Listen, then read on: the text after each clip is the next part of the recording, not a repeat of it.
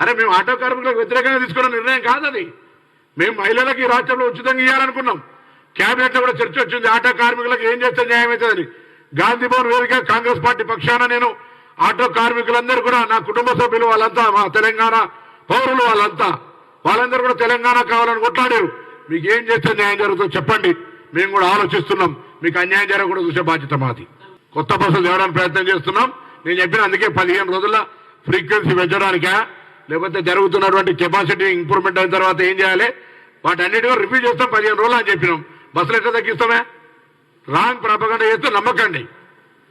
ఇంకొకటో ఆరో బస్సులు తీయాల్సి వస్తుంది, బయటికి ఓవర్లోడ్ అయితే ఉంది, ఆక్యుపెన్సీ పెరిగింది.